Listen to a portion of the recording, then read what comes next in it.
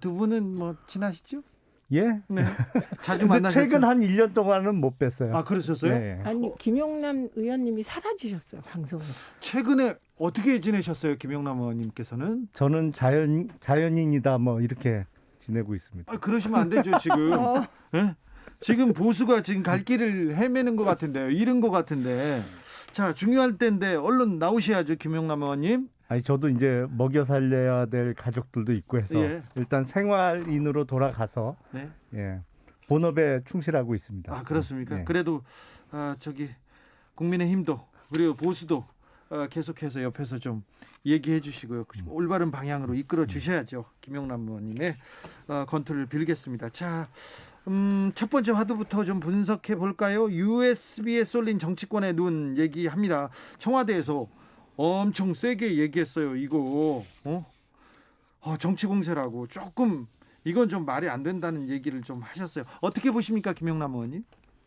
사실은 청와대가 공세를 펼치고 있는 거죠. 엉뚱한 방향으로. 지금 국민들이 궁금한 것은 산업부에서 그 폐기된 그 문건의 내용이잖아요. 네. 그게 더불어민주당 쪽에서 윤모 의원이 그게 뭐 박근혜 정부 때부터 검토됐던 사안이다 이렇게 주장을 했다가 오늘 그게 거짓말인 게 확인이 됐어요. 산업부에서 그 문건은 2018년 4월 제1차 남북 정상회담 이후에 작성된 문건이다 이렇게 확인이 됐기 때문에 그거는 거짓말인 게 확인이 됐고, 그렇다면 문건의 제목상은 북한 지역에 원자력 발전소를 짓는 것을 지원하겠다는 취지로 보이는데 정확한 문건의 내용 그리고 왜 그런 문건이 작성되었는지를 밝히는 게 우선이지 무슨 정치 공세라고 대답은 안 하고 그냥 막무가내로 밀어붙일 일은 아니죠. 국민들께 일단 진상을 밝혀야죠. 청와대에서.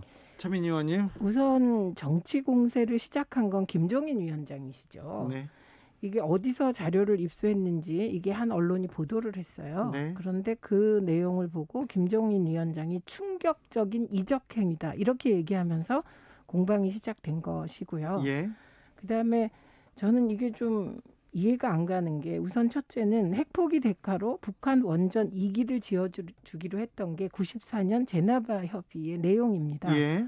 그러니까 그때 이게 실제로 이게 추진이 됐어요, 북한에. 예. 그런데 부시 정부로 바뀌면서 볼튼이 이 사실상 파기하게 되는 것이거든요. 네. 이미 북핵 폐기 대가로 북한에 원전을 지어주기로 한 건 이게 육자회담의 성과였습니다. 네. 네, 이게 첫 번째고, 두 번째는 저는 김종인 위원장께서 조금 판단을 잘못하신 게 이게 비밀리에 북한 원전을 지어주기로 했다고 얘기하시는데 그게 불가능합니다.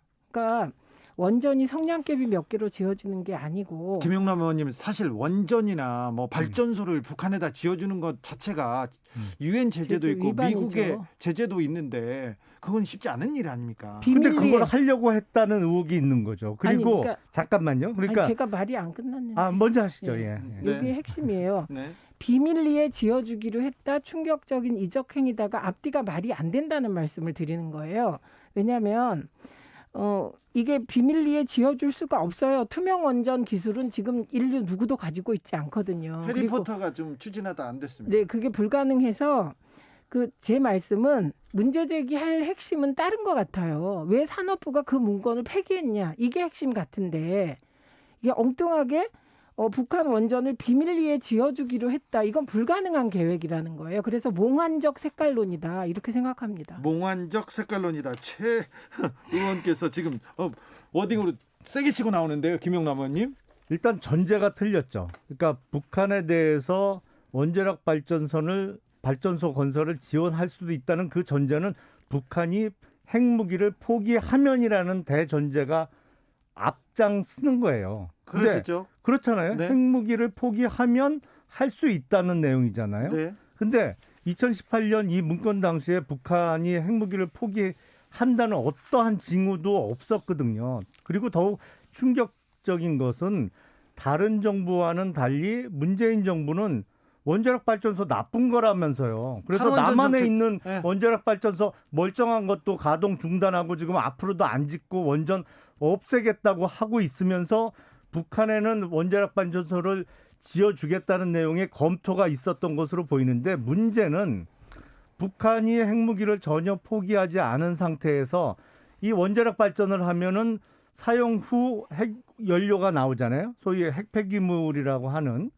네. 그 사용 후 연료를 재가공하면 그게 플루토늄이 되는 것이거든요. 네. 그리고 플루토늄은 다 아시겠지만 핵무기의 원료. 핵무기의 원료가 됩니다. 그러니까 이게 듣는 순간에 섬찟할 수밖에 없는 거예요. 비밀리에 지원하기로 했다는 그런 계획을 국민 어느 분한테도 알리지 않고 검토를 하고 추진을 했던 것으로 보이기 때문에 그게 비밀이라는 것이지 뒤있는 과정이야 뭐 인공위성에서 보면 보이겠죠. 근데 결정하고 돈 지원해주고 나서 뭐 그 다음에 알려지면 어떻게 막겠어요? 잠깐만요. 추진하기로 한 것으로 보이지는 않는데. 아니, 잠깐만요. 네. 돈 지원 못해요. 북한에 지금 손오공이 왔다 갔다 해도 지원 못합니다. 도깨비도 북한에 지원 못합니다. 이건 유엔 제재에 직접 위반되기 때문에 네네. 있을 수 없는 일이다. 이 말씀 드리는 거고 예. 북핵 폐기 과정에서 북한 원전을 지어주기로 하는 것은 상식이죠. 그죠?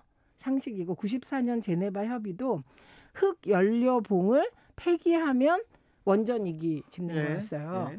그러니까 이제 이거는 그 북핵 폐기를 어떠한 방식으로 하냐는 기본 전제고 지금 이제 김종인 위원장이 말씀하시는 게 너무 전제가 많은데 그 전제가 다 비현실적이라는 말씀을 제가 드리는 거거든요. 우선은 이게 극도의 비밀리에 진행되었다면 사실 이 계획을 비밀리에 세웠다면 저는 산업부가 했을 것 같지 않아요. 비밀리라면. 네. 이거는 해당 부처가 검토한 실무적 차원의 아이디어고 만약에 이 실무자가 북핵 폐기 없이 북한에 원전 지어주겠다.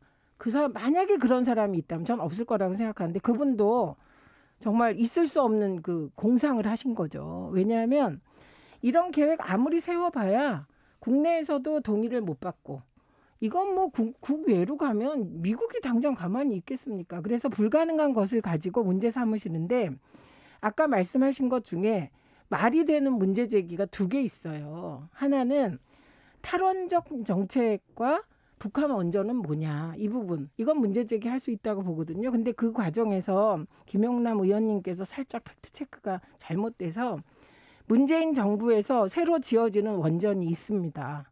그리고 이 문재인 정부의 탈원전 계획은 멀쩡한 원전을 중단시킨 게 아니고 월성 원전은 박근혜 정부 때 사법부가 중단 결정을 내린 사안이고요.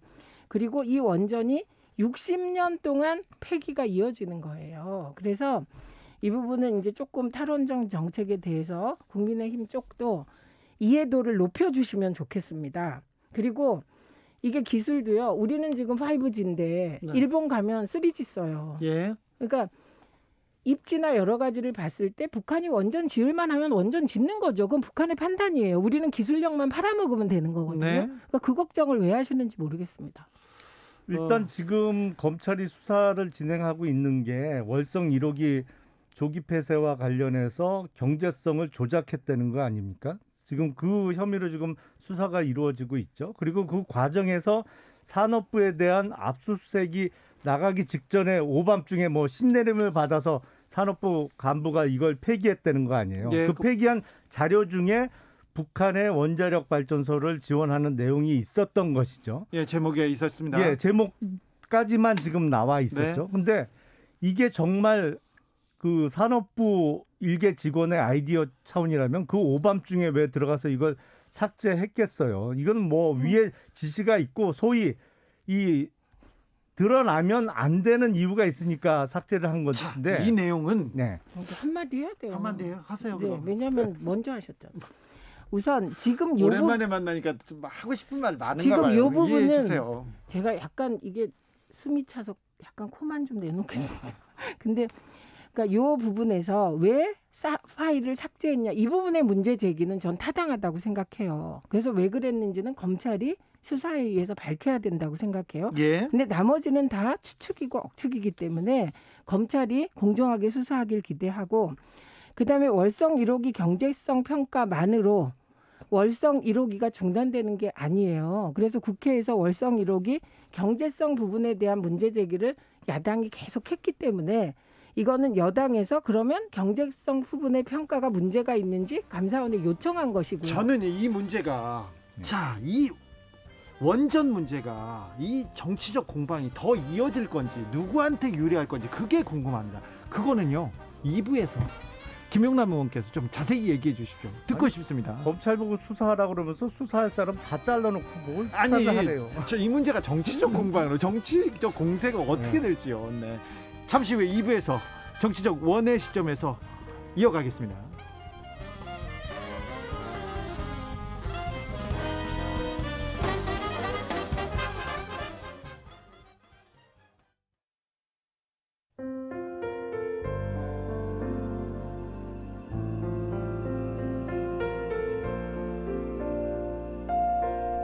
KBS 라디오 연중기획 희망충전 대한민국 415번째 이야기.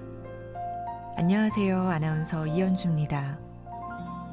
많은 축복을 받고 태어난 지유리의 첫 생일을 앞두고 지유리 엄마는 걱정이 앞섭니다. 사랑하는 딸을 위해 돌잔치를 열어주고 싶지만 지유리가 잘 버텨줄 수 있을지 걱정이기 때문입니다. 엄마 뱃속에 있을 때만 해도 아무런 문제가 없던 지유리.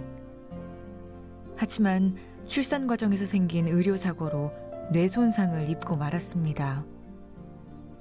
지금은 자가호흡조차 어려워 호흡기 없이는 단 하루도 버틸 수 없고 배에 연결된 호스로 분유를 먹고 있습니다. 지유리 엄마 역시 죽을 고비를 넘겨 고된 나날을 보내고 있지만 그 작은 몸으로 애쓰고 있는 지유리를 보면 자신의 아픔은 금세 잊게 됩니다. 시린 겨울이 지나고 봄이 오듯이 지유리 가족에게도 부디 따스한 봄이 찾아오길 바라봅니다. 코로나19 여파로 사례자와 취재팀의 안전을 위해 사연으로 대신 전달합니다. 여러분의 따뜻한 손길이 희망의 빛이 됩니다. ARS 060-700-1580 060-700-1580 한 통화 3,000원으로 희망을 선물해 주세요.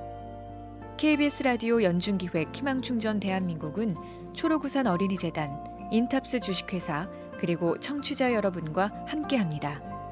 ARS 060-700-1580 한 통화 3,000원입니다.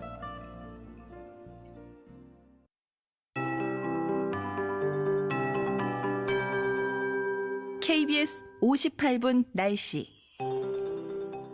북서쪽에서 찬 공기가 유입됨에 따라 내일 아침 기온 중부지방은 오늘보다 15도 안팎이나 떨어지겠습니다. 그 밖의 지방도 10도 안팎의 기온 차를 보이겠습니다. 바람도 강하게 불어 매우 춥겠는데요. 이 봄 날씨였다가 역행하는 형태인데 이 기온의 변동성은 당분간 크니까 건강관리에 유의하셔야겠습니다. 내일 아침 최저 기온 서울이 영하 9도, 대관령 영하 13도, 대전 영하 7도 등 영하 13도에서 영하 1도의 분포를 보이겠습니다. 오늘 서울의 낮 기온 9도대였는데요. 내일은 한낮에도 영하권입니다. 서울 영하 3도, 대구 영상 2도 등 영하 4도에서 영상 5도의 분포를 보이겠습니다. 오늘 밤부터 내일 아침까지 제주 산지에는 눈이 조금 내리겠습니다. 내일은 대체로 맑다가 저녁부터 흐려지겠습니다. 내일 저녁부터 모레 새벽 사이 경기 남부와 충남, 전북, 제주 산지로 눈이 내리겠고요. 서울 등 중서부 지방과 경북은 눈 날림 현상이 있겠습니다. 내일 저녁부터 모레 새벽 사이 경기 북동부, 강원 내륙 산지로 3에서 10cm, 수도권 등 그 밖의 대부분 지방으로 1에서 5cm의 눈이 쌓이겠습니다. 이렇게 중부지방을 중심으로 매우 많은 눈이 예상되는 만큼 주의하셔야겠습니다. 강원 동해안을 비롯해 동해안 쪽에 건조특보 발효 중입니다. 지금 서울의 기온은 5도입니다. 강혜종입니다.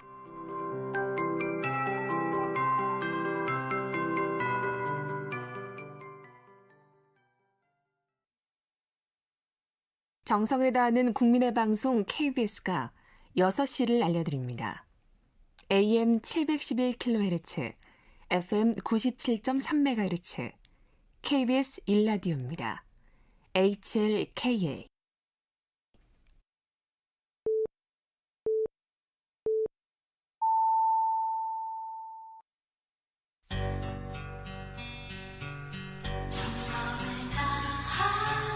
정성을 다하는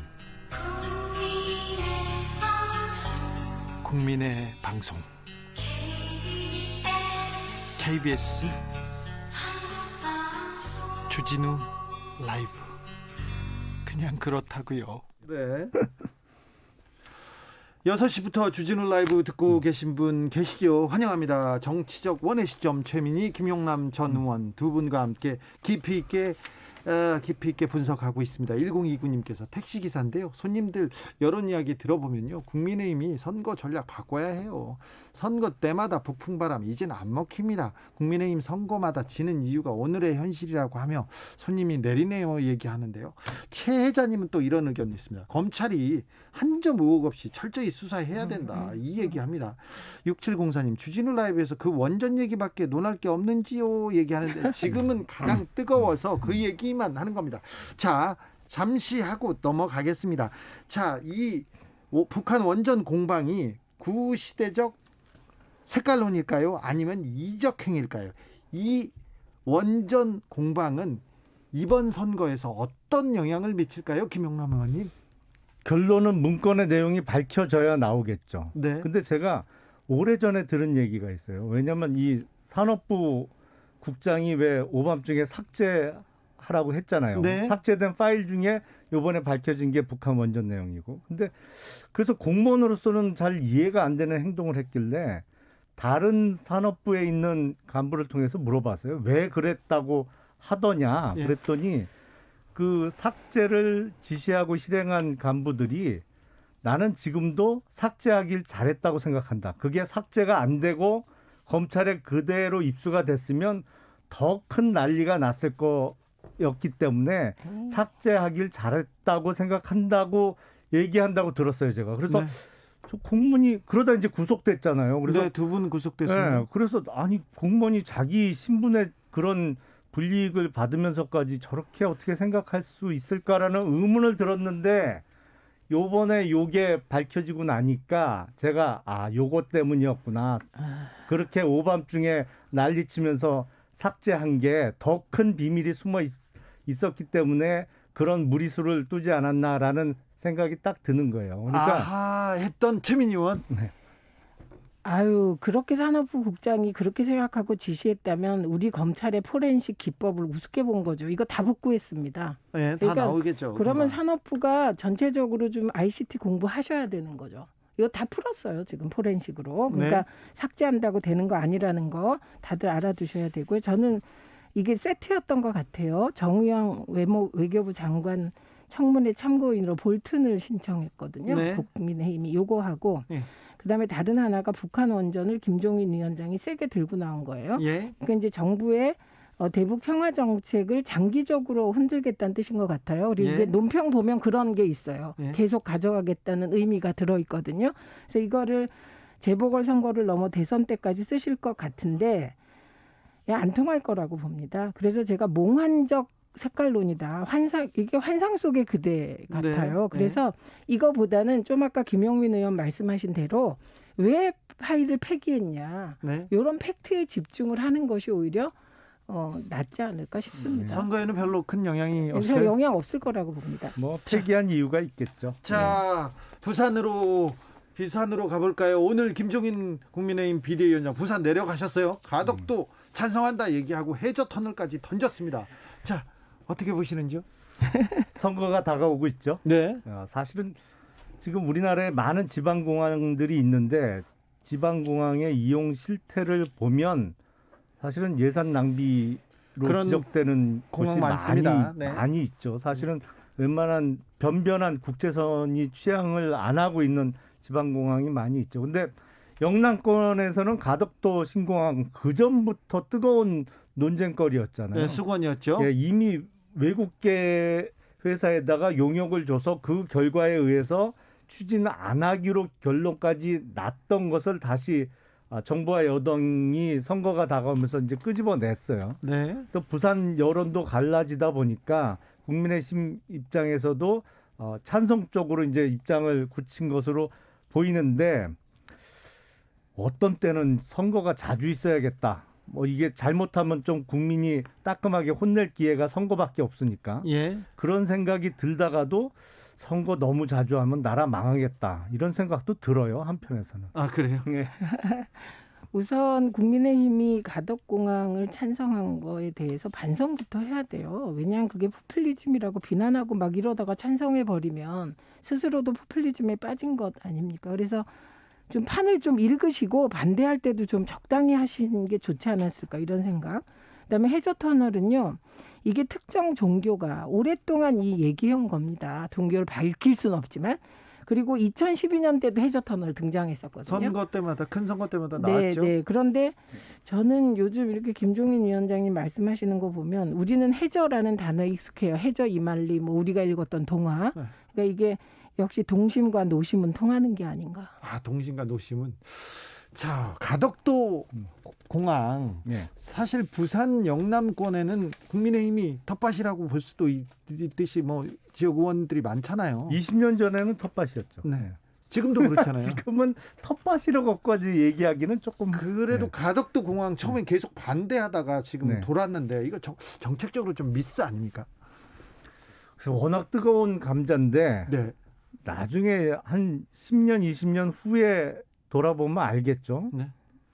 누가 국익을 위해서 뭐 애쓰려고 하다가 관뒀는지. 네. 아무튼 아니면 국민의힘에서 찬성했어요. 반대하다 찬성으로 돌았습니다. 네. 네. 저는 뭐 당 지도부가 아니라서 부담은 없습니다. 그러니까요. 그럼 당 지도부에 한마디 해야 되는 거 아니에요? 김종인 위원장님 그거 어떻게 좀 해주세요. 이렇게.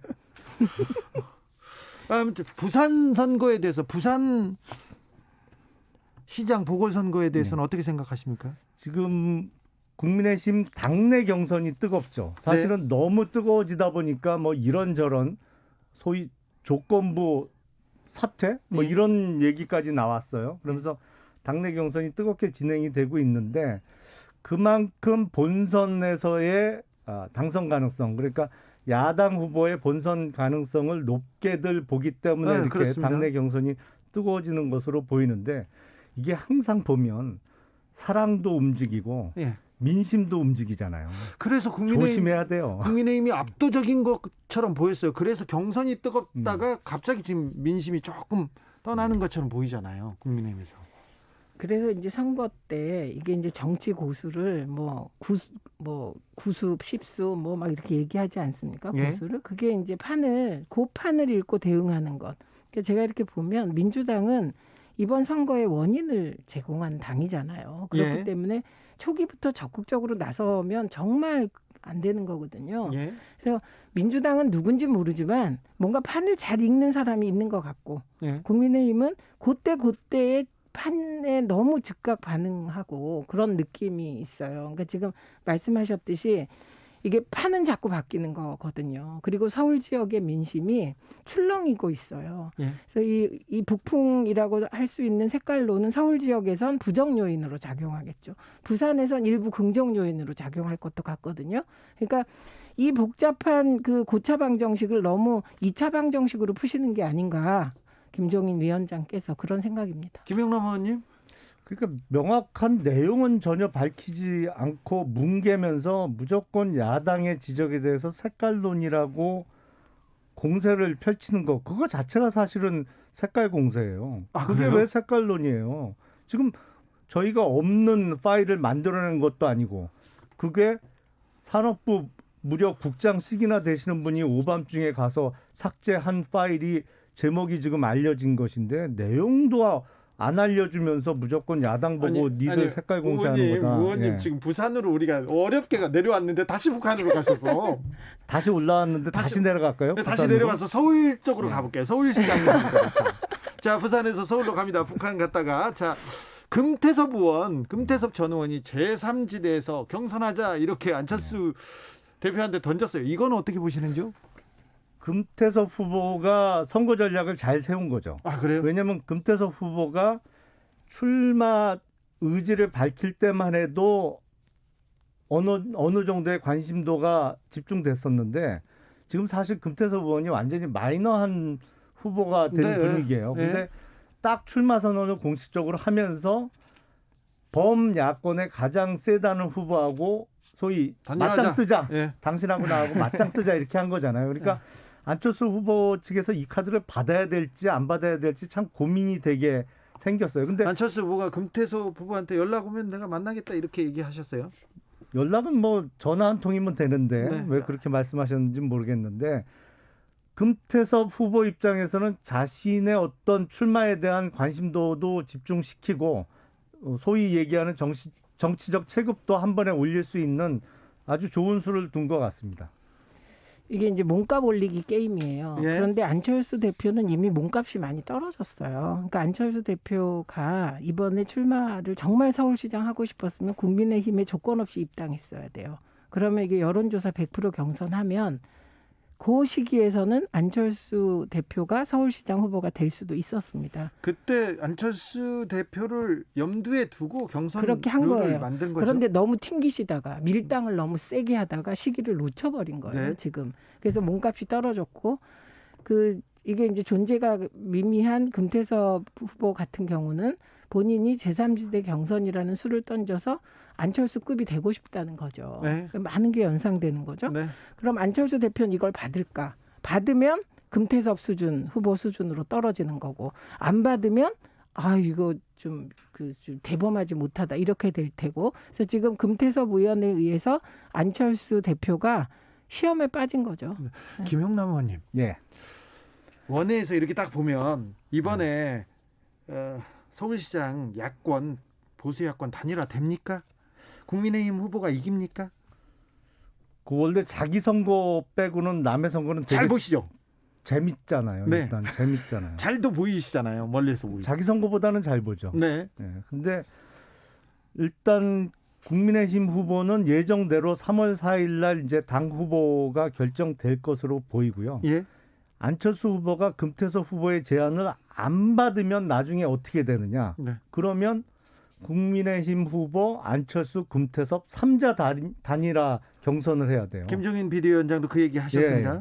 근데 그렇게 되면 아무래도 경선에서 안철수 후보가 불리해질 가능성이 높거든요. 그렇죠. 네. 그러니까 실리적으로 계산하면 지금 금태섭 후보의 제안을 받는 게 계산적으로는 맞는데 네.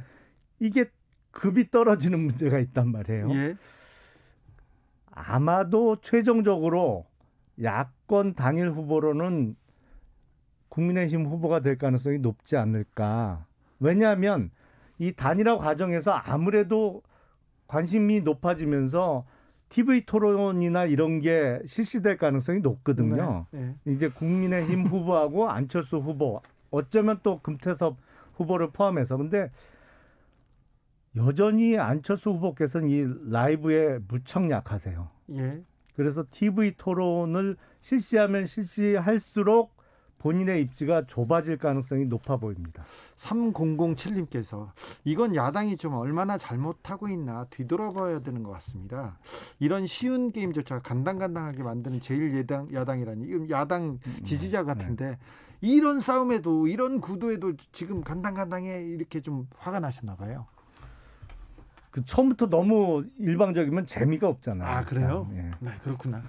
자 또 세 번째 장면으로 넘어가 볼까요? 헌정 초유의 법관 탄핵. 법관 탄핵이 오늘 이제 탄핵 소추안을 오늘 발의했습니다. 이제 4일 날인가요? 국회 본회의를 통과하면 헌법재판소로 가는데 이 부분은 어떻게 보세요? 이거는 정말 민주당이 무리수를 둔다고 저는 봅니다. 민주당이 무리수입니까? 예, 왜냐하면 지금 탄핵 소추의 대상으로 지목된 판사가 임성근 판사님. 예, 무죄를 받았잖아요. 예, 무죄 받았어요. 무죄를 받았는데 사실은 탄핵은 형사법정에서 이루어지는 판결보다 더 엄격해야 된다. 엄중하고 네. 훨씬 어려운 절차죠. 사실은 발의도 국회에서 본회의에서 의결이 돼야 되고 또 그게 그 다음 절차가 뭐 1심 재판이나 2심 재판하고는 비교가 안 될 정도로 엄중한 절차인데 무죄 받은 사안을 갖고 탄핵으로 몰고 간다? 이건 글쎄요. 참 보면 과거에 열린 우리당 시절에 소위 그 초선 의원들 중심으로 계속 사고 쳐갖고 나온 108번뇌란 얘기가 이 21대 국회에서도 반복되고 있어요. 지금. 최민희 의원님? 대통령은 탄핵할 수 있다고 생각하는데 네. 이상하게 우리 사회는 판사 탄핵에 더 민감하게 반응을 하는 것 같아요. 그게 그 사법부 독립을 존중하는 그런 마음도 있고 예. 그리고 대통령 탄핵은 뭐 사실 2004년부터 껄핏함 탄핵이었기 때문에 네. 말이 그런 것 같습니다. 근데 그 무죄이기 때문에 탄핵해야 될 것 같아요. 저는. 네. 만약에 판사에 대해서 판사가 형사적 처벌을 하면 탄핵에 대해서 별로 걱정을 안 해도 될 것 같은데 네. 헌법 위반했다 이 판사가 이렇게 되어 있어요 판결문에. 위헌적이라고 몇 번 나왔었죠. 네, 그것도 한 번이 아니라 여러 번 위헌 행위를 했다고 나오는데 그런데 이러이러해서 무죄인 거예요. 예. 그럼 도대체 어떻게 되는 겁니까? 판사가 그 다른 판사의 재판에 관여해서 이래라 저래라 하고 청와대 입장을 전달받았는지 청와대 입장대로 해주도록 증명하라고 하고 이렇게 관여해도 된다는 건가? 저는 이 대목이 좀 국민의힘이 이상해요. 김영남- 판사 그렇게 네. 재판해도 그 되나요? 헌법 위반이라는 얘기는 사실은 추상적인 이야기입니다. 지금 문제가 되고 있는 국제사회에서 거의 일방적으로 지탄받고 있는 더불어민주당에서 일방적으로 밀어붙여서 통과가 됐던 대북전단을 금지하는 법안 같은 게 대표적으로 헌법 위반이거든요, 사실은. 근데 헌법 위반이라는 추상적인 기준으로 그러면 이 법안 통과에 찬성했던 민주당 측 국회의원들 다 탄핵해야 되느냐? 아니, 임성근 판사를 탄핵할 정도면 민주당 의원들은 사실은 10번도 더 탄핵 당해야죠. 아니, 지금 헌법 위반이라는 기준이라면. 김용남 의원님 다시 지금 이 판사님 얘기하다 다시 북한 얘기로 그럼 지금 아니. 대북전단은 더불어민주당의 국회의원들 얘기하는 거예요. 자, 그러니까 아니 헌법 잠깐만요. 이건 위반이라는 제가 것은 반박하고 잠깐만요. 넘어가야죠. 헌법 저도 위반이라는 북한으로 것은 좀 가겠습니다. 그만큼 추상적인 기준이에요. 예. 그러니까 이런 거예요. 추상적으로 입으로 추상적이다, 추상성이 있다, 재판 어떻게 했다 이게 아니라 이분은 구체적으로 재판에 개입했어요. 제 판결문을 수정하라고 지시했고요. 네, 지시했습니다. 행동을 한 거고. 그리고 정식 그다음에 또 재판을 하나. 취소하고 벌금형으로 바꾸라고 했고요. 예, 또 하나는 대북전단 금지법이 위헌이라는 건 표현의 자유를 침해했다는 의원님 주장이시고 국민의 생명과 안전을 보호해야 된다는 규정에 따르면 합헌입니다. 이건 논란 사항인데 어쨌든 대북전단 금지법은 국회에서 통과했습니다. 입법 행위로. 근데 국제사회에서는 그러니까 다 지금 대한민국의 이런 행위들에 대해서 우려를 깊이 표명하고 정확히 있죠. 얘기하면 국제사회에 그 이념적으로 극우적이거나 보수적인 분들이 그러고 있는 것이죠. 정치적 원의 시점 한 번도는 안 끝나겠는데요. 김용남 의원님 안 되겠는데요. 그리고 지금 부산, 서울 들렸다 북한 몇 번 갔다 오니까 시간이 다 끝났어요. 이제 국제까지 뻗었잖아요. 국제까지 가야 돼요. 국제에 발 뻗자마자 끝났는데 정치적 원의 시점 김용남 의원님 이걸로 안 되겠습니다. 또 모셔야 되겠습니다. 오늘도 감사했습니다. 최민희 의원님 그리고 김용남 의원님이었습니다. 감사합니다. 네, 감사합니다. 고맙습니다. 정치 피로, 사건 사고로 인한 피로, 고달픈 일상에서 오는 피로.